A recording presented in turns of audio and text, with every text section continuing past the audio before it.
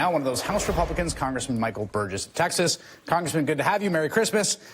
Here's the thing that I think a lot... Merry Christmas to you, Chris, and thanks for having me on. Thank you. It's been a long time. It has been a while. So here's the thing that I find confusing and a lot of people find confusing. I followed the campaign, and literally I think the most compelling, crystal clear promise the president made was this one. I want you to take a listen to what he said. I will build a great, great wall on our southern border, and I will have Mexico pay for that wall. Mark my words. We're going to build a wall, and it'll be a real wall. And by the way, it will be paid for by Mexico. We're going to build a wall. Mexico's going to pay for the wall. So I don't get it. Why are we shutting down our government to get our taxpayer money to pay for the wall that Mexico is going to pay for? Well, first off, this is not the final act in this drama, and the wall is the first step. The pay-for part may well come later. I'd be perfectly in favor of taxing remittances back to Mexico and Central America to pay back the American taxpayer for this exercise. Wait a second, but that's... right now, the issue is border security, and the president is exactly correct. But let me ask you this: what you're saying is there. America should float Mexico alone for the wall that the president promised they should pay for. The protection of our southern border is of paramount importance. No, but there was I frankly do not understand. It was a crystal clear promise. I frankly don't understand where Chuck Schumer gets off saying this is not important. Stay with me on the payment. It is important. You know it's important. Stay with me for a second. You're a conservative. You understand that money matters, right?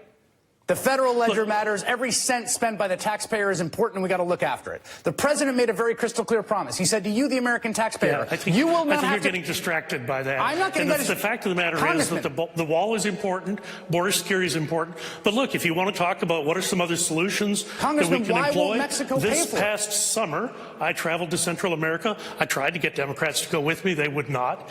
They said they had vacations planned or it was too dangerous.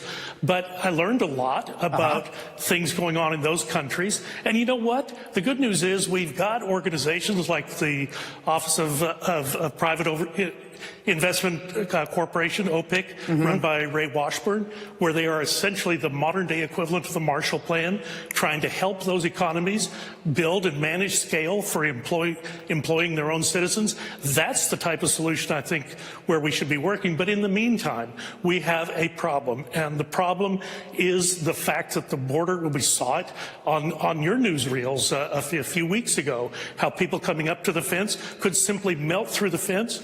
The wall is important. Melt? The president understands that. Wait a second. The people I want to make sure that, and that's why it will be done. Is this like a Marvel Comics book situation? They melted through the fence? Yeah, you saw the films. People just literally were under the fence. Wait, they were over the fence. Melted? They were sliding in between the slats. So the fact of the matter is the wall is important, and the president has correctly identified that. People supported him on that. They didn't support him. And you know what? The House of Representatives supported that as well. Congressman, 217 to 185 last week, when Speaker Pelosi said we didn't have the votes. We did have the votes. That was wonderful that you guys were able to do that, and I think it probably made you guys in the caucus feel proud, and the president feel very happy that you were able to get 217 on that. But it's a very different picture on January 3rd. You will now be in the minority. They will pass the majority will pass a bill. The majority will pass a bill that has no wall funding in it. It will then go to the Senate, and the president will veto it. Yes, sir. And the votes will exist probably for an override in both houses. No, his veto will be sustained. And how long do you think the government should shut down while we wait for Mexico to pay for the wall? Well, I don't think the government should be shut down at all, Chris, and that's exactly the point. That's why I'm here tonight. But why can't you get Mexico to pay for the wall? But no thought for my personal safety. I braved the crowds in Statuary Hall to be with you this evening. But seriously, look, the government should not be shut down. Yes, we had the votes last week. The Senate had the votes to proceed with the consideration, and they should. You keep asking the American people to pay for something that the president promised them. I am not getting distracted. Congressman, the president said it hundreds of times. I watched him every night at every rally. He said Mexico will pay for the wall. The people in the rally said Mexico will pay for the wall. Everyone cheered.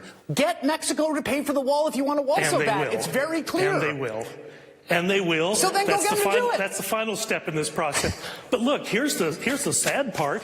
The Senate had a motion to proceed on our bill that we sent over to them, and they've refused to bring it up. And the reason is because They lack the 60 votes to cut off debate. This is an emergency. The Senate should take this up and vote on it on a straight up 51 majority and go forward and open the government. You guys got a little more vacation. We're going to see what happens on January 3rd. It's a pleasure to have you. Veto, and it will be sustained. We'll see. Happy New Year, Michael. Congressman Burgess.